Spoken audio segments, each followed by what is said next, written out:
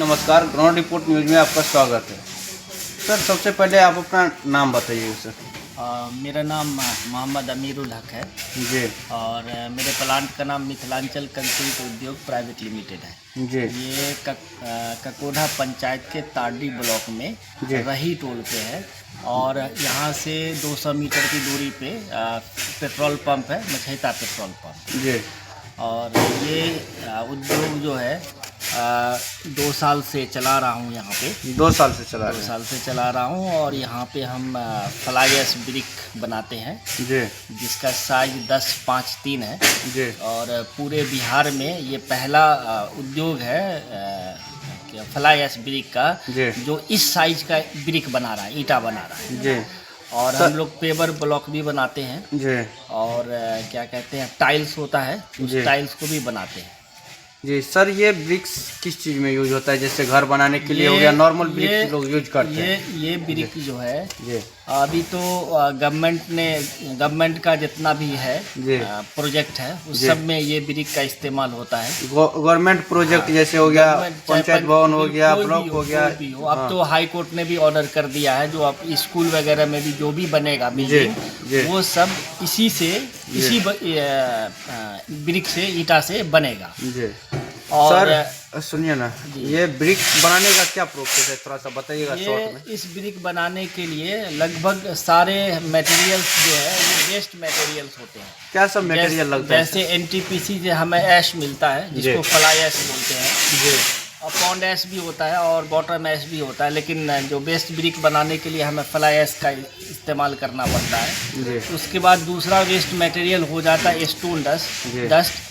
असल में जहाँ पे गिट्टी बनता है, चिप्स जिसको बोलते हैं, पाकुर वगैरह की बात करें जी, तो वहाँ पे क्रशर पे जब गिट्टी बनाई जाती है, चिप्स बनाई जाती है तो उसका डस्ट होता है जी, वो भी वेस्ट है सर। अभी तो उस वेस्ट मटेरियल को यानी स्टोन डस्ट, बालू और सीमेंट इसमें OPC 53 ग्रेड का सीमेंट लगता है और फ्लाई ऐश लगता है। इन सबका मिक्सर से ये ब्रिक बनता है। जी।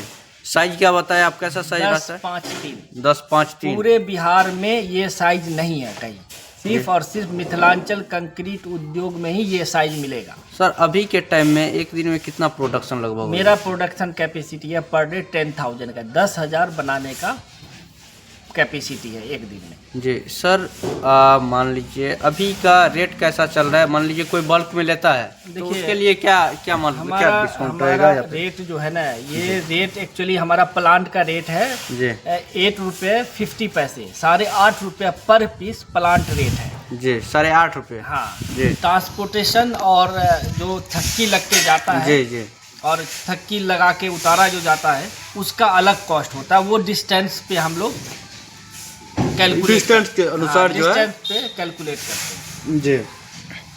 मान लीजिए आपके यहाँ कौन कौन सी फैसिलिटी है? क्या मतलब होम डिलीवरी का, जहाँ पे सामान लेके जाना चाहता है उनके वहाँ के लिए वो गाड़ी खुद लेके आएगा या फिर? नहीं, ये इंडस्ट्री ऐसी है जो होम डिलीवरी होती है, या समझिए जहाँ पे प्रोजेक्ट चल रहा है वहाँ पे डिलीवर होता है जी। तो ऐसा ये नहीं है जो आप अपनी गाड़ी लेके आइए, ऐसा कुछ भी नहीं है।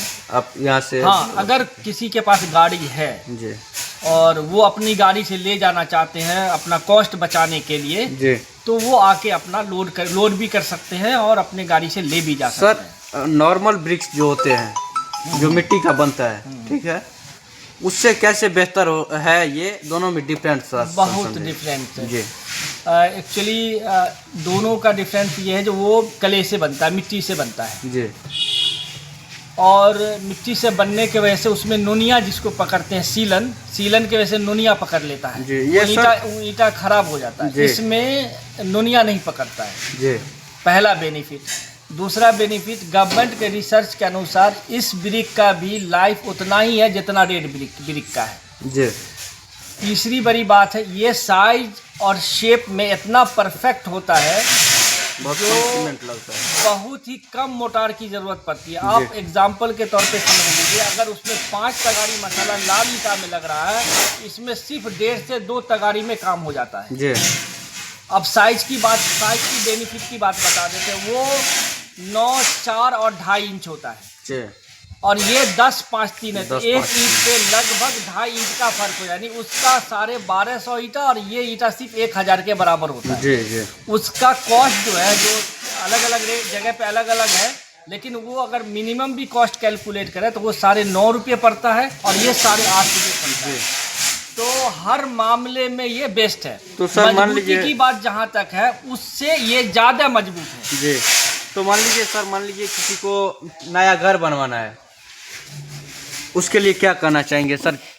क्या करना चाहेंगे, कैसे उसके लिए बेस्ट है? आज के डेट में कोयला इतना महंगा है जी, जो लाल ईंट को महंगा बेचना मजबूरी है जी। और क्योंकि ये इंडस्ट्री पहले से ही फूल फल रही है और लोगों को हैबिट है ये लाल ईंटा यूज करने का, तो लोग महंगा समझ के भी उधर जा रहे हैं जी। लेकिन जिसको पता है वो ये ब्रिक आंख बंद करके यूज कर रहे हैं।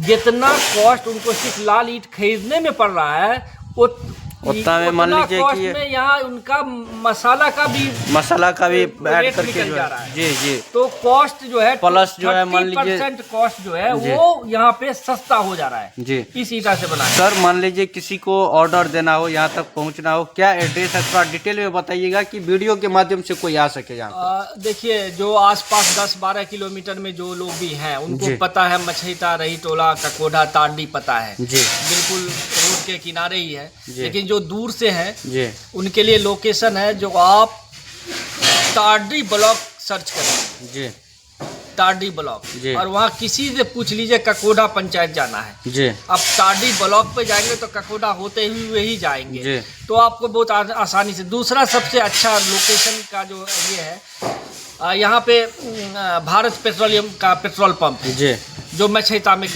मछैता भारत पेट्रोल पंप के नियर बाय, बस वहाँ से किसी से पूछने पर सिर्फ 200 मीटर की दूरी पे एक ही रोड पे है हम लोग। मान लीजिए किसी को फोन पे बात करना हो, उसके लिए क्या क्या नंबर है सब बता दीजिए। मेरे पास एक नंबर है जो 24/7 अवेलेबल है और वो नंबर व्हाट्सएप पे भी है, तो वो 8130836123 ये नंबर है। इस पे आप कॉल कर सकते हैं और व्हाट्सएप भी कर सकते हैं जी जी। धन्यवाद।